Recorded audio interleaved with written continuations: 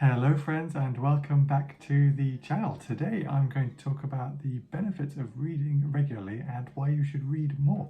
Now, reading is something that we hear about less and less. It seems to be a habit that's slowly on the decline in the general population. I don't know too many friends that read as regularly as, say, when we were kids. But actually reading is something that has a huge number of benefits, and I think it's something that everybody should try and do at least a little bit more. So today I'm going to talk about the benefits of reading regularly. So the first point is one that you've probably heard of before. It is that reading is to the brain what exercise is to the body.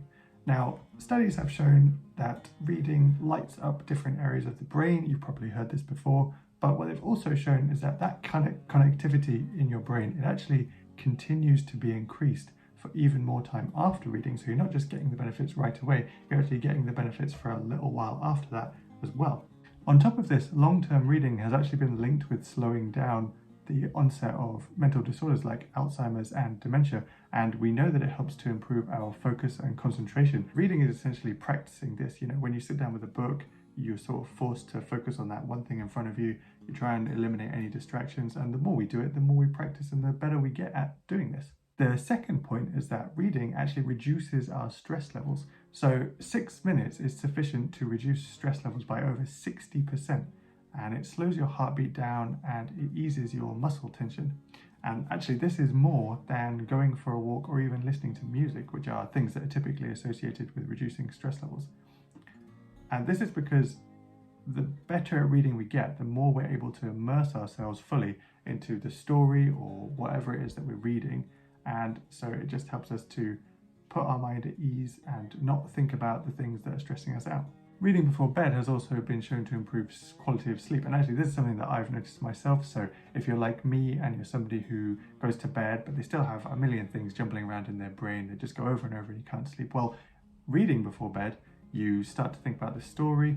I read fantasy before bed typically. So, I'm thinking about the story, thinking about the characters, what they might do next, the decisions that they made. And I find that thinking about those things after I've stopped reading and I'm trying to go to sleep, thinking about those things is actually better for my brain than thinking about, this meeting that's going to happen tomorrow or this task that I have to get done tomorrow, because those things are stressful. But just thinking about what I just read is not stressful at all. And so it just helps me to get to sleep easier and sleep deeper.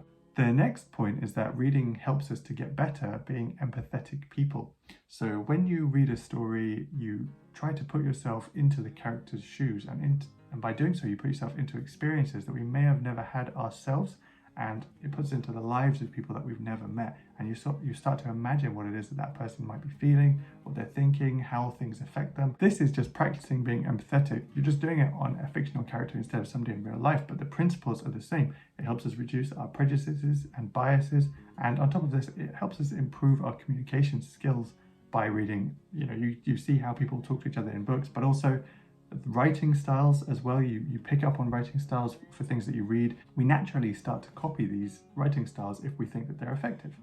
So moving on to non-fiction books then, well, these have a number of benefits as well.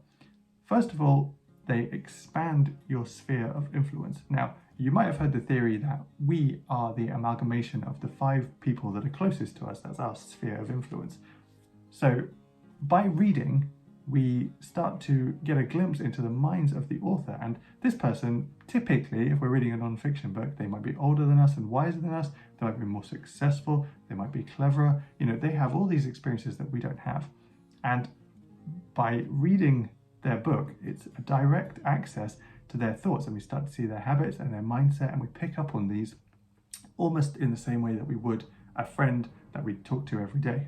Non-fiction also just generally can help us to improve our knowledge. Now, you might read a book about nature, you might read a book about science or maths or economics, but in general, these are things that you might not know as much about as you want to. So you read the book, you pick up a few things, and we're just generally broadening our horizons.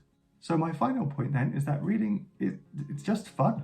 I read fantasy most myself. I'm trying to read non-fiction, but there's nothing really like getting to know characters in a book, especially in a long series. You get to know characters, they're almost like your friends. You feel at points, if you've read a lot of books in a series, you feel like you know the characters and you almost know what they would do before you turn the page to see what it is that they would do.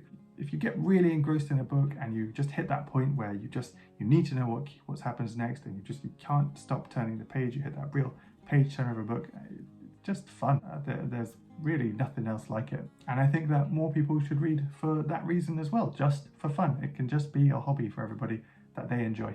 These were my reasons why I think everybody should read a little bit more. You don't have to go completely crazy and try and read a book a week or anything like that, but I think just consistently doing a little bit at a time, even just a few pages a day or a few pages every couple of days, I really think it's something that would benefit everybody and pick up a new hobby that you might have not got into before. Thank you for watching, guys. I hope you enjoyed the video and found it useful. If you'd like to see more, then please do look for my other videos and subscribe to see anything that's coming up in the future, and I will see you in the next video.